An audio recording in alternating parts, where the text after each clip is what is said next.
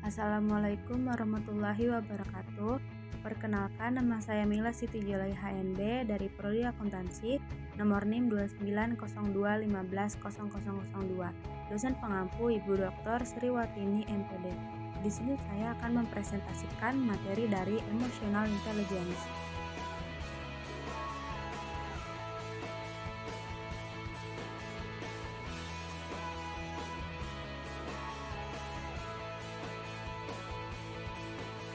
Emotional intelligence adalah kemampuan seseorang dalam menggunakan dan memahami emosi, baik emosi orang lain maupun emosi diri sendiri, dengan tujuan meningkatkan kesehatan fisik dan mental.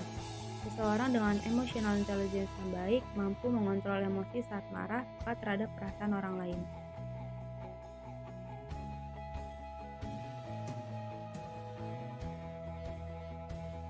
Tujuan mempelajari emotional intelligence: mampu memahami emosi yang dirasakan, mampu merasakan emosi orang lain, dan mampu memilih tindakan yang tepat saat interaksi dengan orang lain.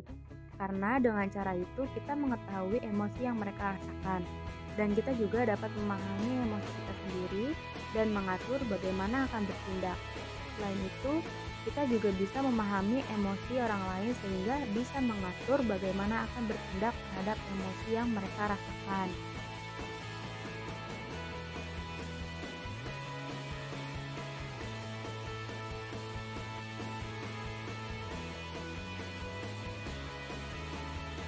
Manfaat memiliki emotional intelligence, yaitu mampu mengenali emosi, kemampuan, kekuatan, kelemahan, dan batasan diri. Seseorang yang memiliki kesadaran pada diri sendiri dapat mudah untuk mendengar, menerima, dan menjalankan kritik dari orang lain. Lalu mampu mengontrol emosi dan tindakan dengan baik, sehingga jauh dari tindakan impulsif yang merugikan seseorang. Dengan self-regulation yang tinggi, akan tahu kapan harus mengeluarkan emosinya. Lalu kita dapat memotivasi diri kita sendiri, yaitu motivasi dalam melakukan sesuatu akan datang pada sendirinya. Memiliki empati, membuat seseorang memahami dan menumbuhkan koneksi dengan orang lain secara emosional. Kita juga lebih merasa akan lebih peduli dan tulus dalam berhubungan kepada siapapun, baik itu dalam berhubungan di pertemanan lalu dalam dunia pekerjaan. Memiliki social skill tinggi, kita juga dapat memiliki kemampuan berkomunikasi dan membangun relasi dengan baik dengan sesama rekan.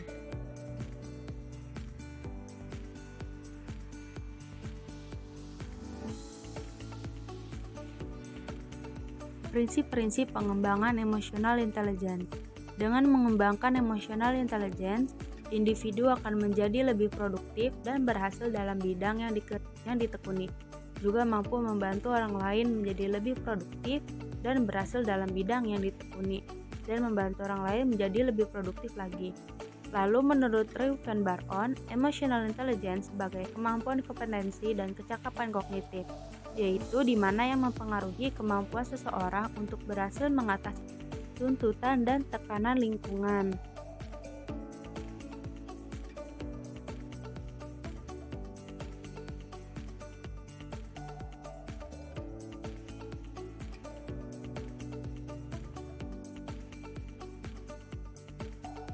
Hambatan dan tantangan dalam memanajemen atau mengelola emotional intelligence.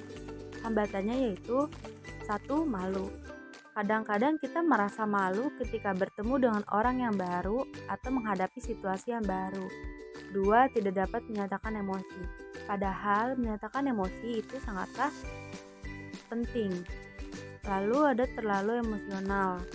Frustasi. Terkadang kita merasa gelisah ketika kita tidak dapat mengerjakan apa yang kita inginkan dan tidak sesuai dengan harapan kita. Lalu tidak ada motivasi diri. Sukar untuk berempati. Lalu terakhir, kesulitan dalam membina suatu hubungan. Lalu ada tantangan untuk mengelola emotional intelligence, yaitu tantangan untuk mengelola emotional intelligence, yaitu mengekspresikan emosi dengan tepat yang tidaklah mudah. Tetapi jika kita mampu melakukan hal ini akan sangat berguna, dan dasar dari kemampuan mengelola dan mengekspresikan emosi adalah kemampuan berpikir realistis. Lalu berpikir realistis adalah yaitu kita dapat melihat kenyataan secara tepat.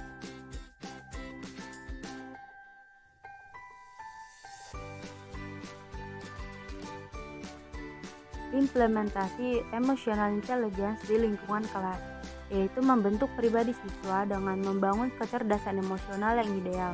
Tidaklah mudah karena perlu kesabaran yang ekstra, kreatif dan ketelitian dari seorang guru. Menurut Goleman 2007 mengatakan bahwa apabila dua orang melakukan interaksi, arah perpindahan suasana hati adalah dari orang yang lebih kuat dalam mengungkapkan perasaannya menuju ke orang yang lebih pasif.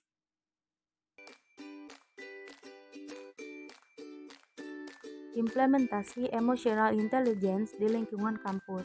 Kampus memerlukan tatanan pembangunan seperti tatanan negara, yaitu politik, ekonomi, budaya, hukum, dan antar umat beragama, supaya menumbuhkan rasa intelektual yang besar.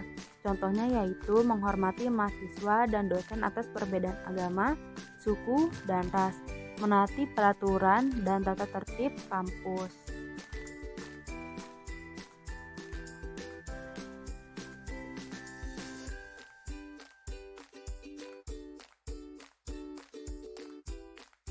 Implementasi emotional intelligence di lingkungan kerja. Implementasi diamati dari cara masing-masing orang sesuai kedudukannya dalam menjalankan fungsinya dan standar kerjanya masing-masing di perusahaan, terkait dengan ilmu pengetahuan yang mereka miliki masing-masing. Lalu, ada contohnya, yaitu jika seorang reporter menerapkan ilmu jurnalistiknya yang didapat selama bekerja di redaksi.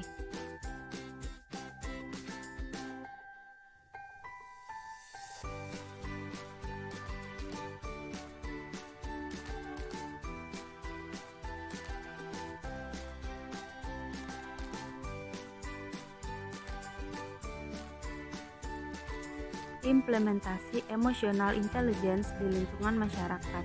Implementasi di lingkungan masyarakat yaitu dengan cara saling menjaga norma-norma yang berlaku di masyarakat dan menjaga ketertiban bersama, yaitu contohnya berbaur dengan masyarakat sekitar, menjaga keamanan di lingkungan masyarakat, dan selalu mengikuti gotong royong, serta menghindari perselisihan antar sesama warga.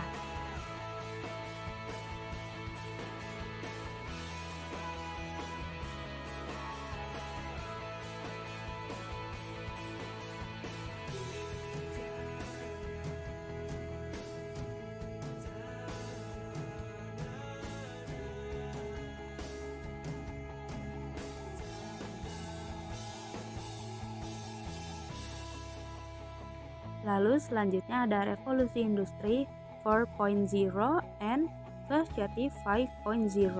Revolusi industri menggunakan kecerdasan buatan atau artificial intelligence. Dalam penerapannya, kurangnya keterampilan yang memadai, masalah keamanan teknologi komunikasi, keandalan stabilitas mesin produksi, karena revolusi industri dinilai berpotensi dalam mendegradasi peran manusia. Lalu ada Society 5.0, adalah revolusi industri yang dirumuskan oleh Perdana Menteri Jepang yang bernama Shinzo Abe pada Maret 2017 di pameran CeBIT, Hannover, Jerman. Society 5.0 menjadi sebuah solusi dari revolusi 4.0 yang beranggapan bahwa revolusi akan menggunakan mesin-mesin berteknologi canggih yang akan menekan jumlah pekerjaan yang dilakukan oleh tenaga manusia. Selain itu, Society 5.0 diharapkan menciptakan nilai baru melalui perkembangan teknologi canggih, dapat mengurangi adanya kesenjangan antara manusia dengan masalah ekonomi ke depannya.